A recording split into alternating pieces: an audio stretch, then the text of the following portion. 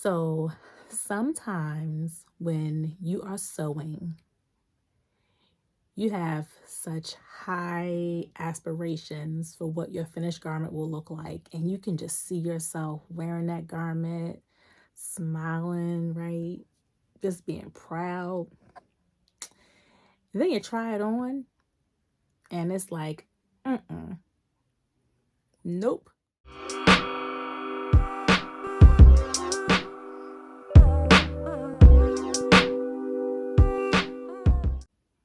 So this video is to give you all an update on my most recent make, which is Vogue 1929. It is a pattern from Vogue, and it comes with a dress option, and it comes with a top and a pair of pants option. And the shirt has the thumb out so that you're able to keep your top of your hands pretty warm while you have the thumb hole to create some accessibility for your hands.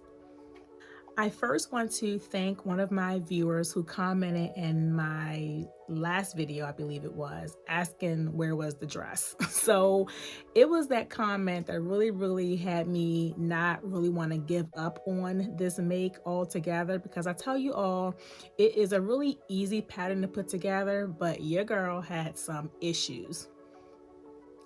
And you may even know, if you follow me on Instagram, that I posted on Instagram that this Vogue dress, it was not voguing, right? It was not doing what it's supposed to do. Again, it was easy to put together, but I had a couple of issues. I'm going to share those with you in this video today. And I have my notes here, so I want to make sure that I don't forget to share anything with you all. As a matter of fact, I'm going to put my notes up here so I can have it more in front of me so I don't have to keep looking down. Okay, so first things first, my fabric was in fact too stretchy. I got a sweater knit fabric that I thought I used the guide correctly on here, and maybe I didn't, I don't know, but it was too stretchy. I bought this olive sweater knit that I thought would work out perfectly. However, I think had I used a stable knit, I would have had a lot more success with this dress. The pattern does call for moderate stretch knits, 35% cross grain stretch, jersey rib knit, ponte knit. So I used a sweater knit, and the sweater knit had a lot of stretch, and I'm going to show you right now what the stretch is like on the sweater knit. So this is the stretch on the sweater knit. Now, I don't think that the stretch is bad, but based off the stretch itself, I probably should have gone down quite a few sizes if I were to use this to make my dress. So I've been hearing a lot about stable knits, and I looked online. I'm like, so what exactly is a stable knit? Because I thought maybe had I used a stable knit, I would have had a lot more success. And I do believe that based off what these stable knits are described as, I probably could have used one of these to make this dress. So stable knits are like your interlocks, your sweatshirt fleece, sweater knits without much stretch. So that's where I think I went wrong. Obviously, it says ponte knits. It also says French terry. So I think had I used one of the four, or one of the five rather, I would have had a lot more success in this dress. But again, I probably could have still stuck with the sweater knit, but again, gone down a couple of sizes and it would have been okay. So not only was the dress too big and it was really stretchy, I had some issues with one of the underarm seams. So I'll put a picture here so you can actually see it for yourself. But if you notice, right around the curve of the underarm, I had a little bit of a stretching issue taking place with the fabric. I don't know that maybe I may have snagged the fabric at some point. I don't know how that happened, but what I did was try to do my stitch line to the left of that stretching area. That way I could prevent any more stretching from taking place and maybe even getting a hole up under the underarm seam. So that's another issue that I have with this dress, or with this fabric rather. All right, so the third problem I had, I think I fixed it pretty well, but it took some time. And it was the presser foot. Which presser foot should I use to work on this dress with this sweater knit? So I started off with the walking foot, which I know is supposed to be really great for like sweater knits and things like that.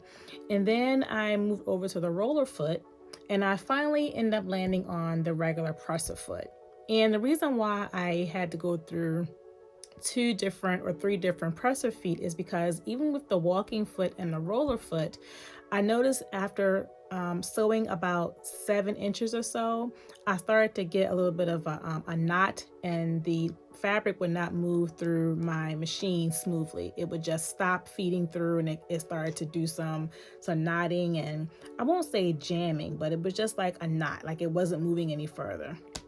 So I don't really know why that happened. I tried to adjust my tension a couple times. I tried to adjust the different stitch lengths, the types of stitches, and it just wasn't happening. That was with the walking foot. So then I thought, well, let me go and do some research into other types of presser feet, because I had a nice collection of presser feet that I purchased from Madame Sew a couple years ago. And I thought maybe the roller foot would work. But unfortunately, the roller foot actually stretched my fabric a little bit. I think that might be another reason why this pattern or this fabric ended up being too big, or the dress ended up being too big, was because the roller foot actually was rolling my fabric. So although it was sewing and I felt like it was feeding properly with no issue, I think it was contributing to the stretch I started to experience in the dress. So then I said, okay, I'm not going to use a roller foot anymore. Let me just go back to a regular presser foot. And that's when I actually started to experience some smoothness in my in my sewing. So I found that quite interesting, because I actually did do my my testing stitches before I started my dress, and the walking foot worked perfectly. I had no issues with the walking foot when I did my test stitches on a piece of the scrap fabric. So I don't know what happened, but I ended up having to go back to the regular presser foot. And the settings that I used on my presser foot was the lightning bolt stitch number 4. I used a number 4 length. That would be, yeah, number 4 length. My machine's off right now, but number 4 length. And I did a stitch width at like a number 1. So that was how I was able to finally get the settings properly fixed on my machine for my dress. Okay, and then one more thing I wanted to share is so I told you all when I was reading through the instructions on this dress that there was an instruction, I think it was number 7. I'm looking at my instructions now. Yeah. Instruction number 7, where it asked me to do some kind of clipping under the underarm and doing some kind of sewing, some kind of seam. I think under the underarm, if I did the instructions correctly, I should have had about 3 stitch lines under the underarm, like in the V area. I still don't know what that was about, but I was looking at some other videos and some other tutorials online, and I think that instruction number 7 is just to help me reduce any bulk that I might have under the underarm. That way that part of the dress will lay flat and not be bulky. So I think that's why I was being asked to do the clipping. I did not do any clipping because I'm not like 100% happy with this dress, but I think that's what the instruction was trying to tell me to do. Perhaps it just took a lot of words to tell me to do that, which I think may have been part of the confusion for me, but I believe number 7 is asking me to clip the seams under the arm. That way I don't have any bulk up under the arm. So I will say that this pattern again is in fact very easy to do. Just make sure that your fabric and your sizing are in sync with one another. I did realize as I was sewing this up that I somehow misplaced the second sleeve. I don't know how the heck that happened, but I know I cut out both sleeves. One required the sleeve to be cut with the pattern right side up, the other right side down. And I remember specifically moving from one side of my table to the next and doing that cut. And for some reason, I don't know what happened to the sleeve. So I had to recut the other sleeve. It wasn't too much to do. I had plenty of fabric left over to get that done and cut out. So I don't know what happened, but that was one thing that kind of frustrated me and also made me like want to just scrap this all together. But I'm so glad that I didn't. So how do I plan to try to fix this dress? I really don't know. Um, as I was trying this dress on repeatedly, trying to figure out how to fix the fact that it's oversized, I was thinking that maybe it might be time for me to invest in a dress form. I don't know. I know there's a lot of talk out there about whether or not dress forms are actually something that you need in your sewing space.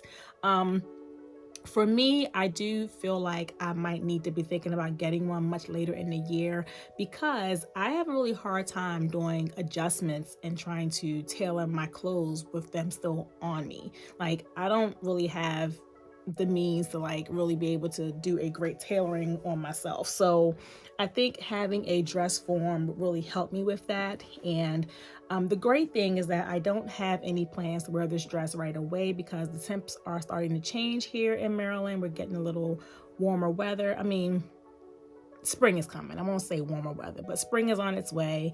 This is a definite sweater knit. So again, I don't think I'll be able to get this warm before the season is out entirely. But yeah, I'm thinking that by the time I can get the dress form, I'll be able to figure out how to fix the drape on this dress and also bring in the sides a little bit and also the underarm.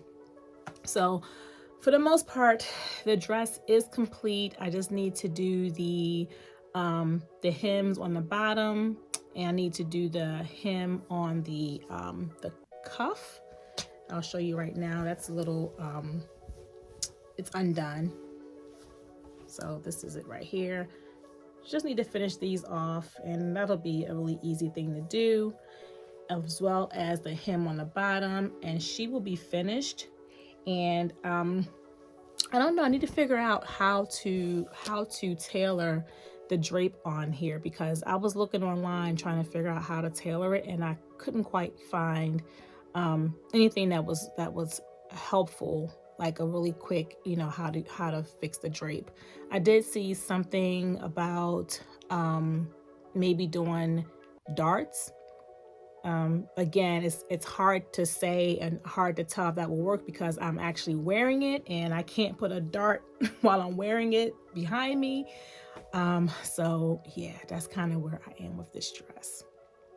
So that's it. And I again want to thank my viewer, hopefully my subscriber, for inquiring on my dress because again, if it were not for you, I probably honestly would have just like scratched this dress altogether and tried to maybe just do a simple skirt and just upcycle the top portion into something else. But it was your question and inquiry that really had me being held accountable to get the dress done. And I actually enjoy finishing it off because it really helped me just kind of see like what the finished look would look like, and I think it's going to really help me grow in my journey. And I also really just enjoy being able to share my journey with all of you. It's something about me being able to be transparent and show you all the good things and the bad things that are taking place right here in my sewing room as I learn the skill of sewing and advance in the skill of sewing. So I do want to thank you again for your support, for your continuous comments and your watches and all the great things you guys do right here on my channel. I truly appreciate you all, and thank you for watching my video. Please feel free to share this video with others, and until we come together again, take care. God bless you all.